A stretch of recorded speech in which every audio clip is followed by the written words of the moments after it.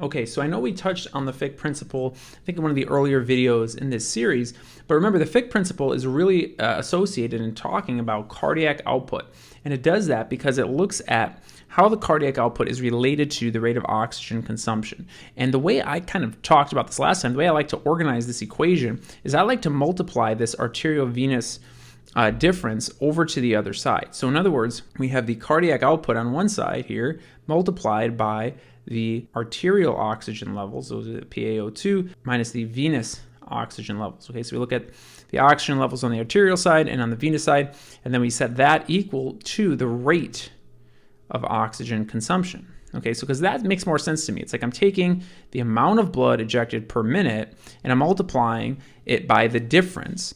And this is going to tell me how much blood is extracted, right? That's my oxygen extraction. So this is the blood coming in, that's the blood coming out. The difference is the amount of blood that was extracted at that site, right? And then I have my cardiac output. This is how much blood, right? This is going to tell me how much. And that will give you your rate of oxygen consumption.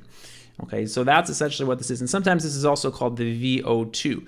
And sometimes you'll see it written as VO2 max. And when they put the max here, that's telling you that this is the, this patient's maximum rate of oxygen consumption. This is the most oxygen consumption that this patient would be capable of having. So here's where I'm measuring my PaO2, right? This is my arterial oxygen coming in.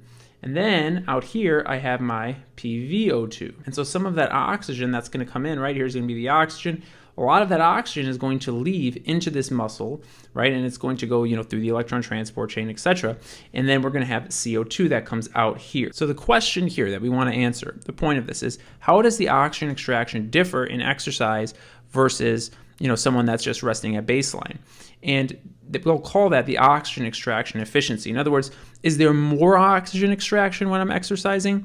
Well, the PaO2 when we're exercising is actually relatively normal. It doesn't really change. So if you looked at the PaO2 of somebody that is at rest versus when they're exercising, their PaO2 is going to be about the same. It's not going to change very much, even though they might be have a higher respiratory rate and a higher tidal volume. The actual PaO2 itself isn't going to change, and you'll see why that is in a second. Now, if I look at my venous oxygen, right, my PVO2, my venous oxygen is actually going to be decreased. Okay, so the PaO2 for someone at rest versus someone exercising is going to be about the same, but the PVO2 is going to be lower. Okay, so the PVO2 is going to be lower.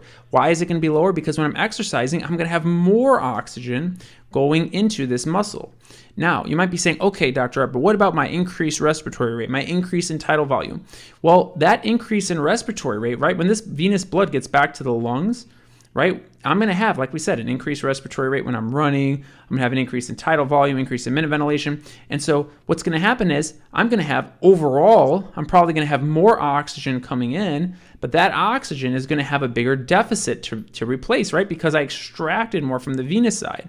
And so what happens is I actually end up kind of reaching back to my original PaO2. In other words, if I had someone who was just at rest, they might not be inhaling as much oxygen because their minute ventilation might be lower potentially, but it doesn't take as much oxygen in that person to get back to that kind of standard PaO2 because they didn't extract as much oxygen on the venous side. Someone that's exercising, they're extracting more oxygen, right? And they're going to have a higher respiratory rate, higher tidal volume. And this is all, again, because the carotid bodies and the aortic bodies are where we're detecting these changes in oxygen at those chemoreceptors that we talked about. And they're realizing, hey, there's some hypoxia here potentially, and that's going to cause this increase in minute ventilation, increasing the amount of O2 coming in, and eventually kind of getting us back to our standard PaO2. So the point here is that you want to remember is that the PaO2 is actually relatively normal in terms of its oxygen extraction efficiency. It doesn't really change for someone at rest versus someone exercising, but the venous O2 is going to be much lower, and that's because there's more extraction happening at the site of the muscle.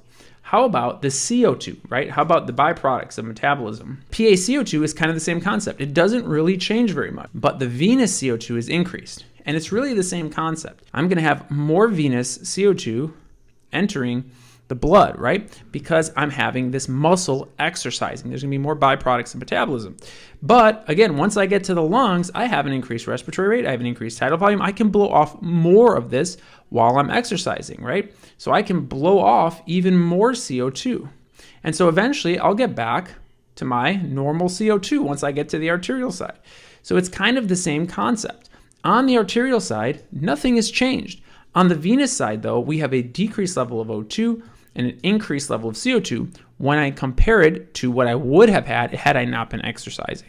Okay, or when I compare it to my baseline. Okay, and so we can take this information and we can plug it in to this Fick principle, right? So if the PaO2 doesn't change very much, but my venous oxygen is actually decreased, that would make this overall number increase, and we would see there's an increased rate of oxygen consumption in exercise, which we would expect. That would be my VO2, right? That would be this number, my rate of oxygen consumption, and then the maximum rate of oxygen consumption that my body can physiologically perform, that would be the VO2 max.